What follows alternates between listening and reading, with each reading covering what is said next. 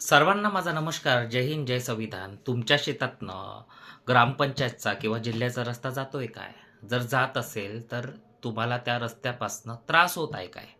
जर तुम्हाला अशा प्रकारचा त्रास होत असेल, तर तो एक प्रकारचा क्रिमिनल ट्रेसपास मानला जाईल आणि कम्पेन्सेशनकरिता तुम्ही कोर्टात जात असाल, तर तुम्हाला पहिल्या वर्षाचं व्याज 9% आणि दुसऱ्या वर्षापासून व्याज तुम्हाला 15% म्हणून नुकसान भरपाईसुद्धा मिळू शकते.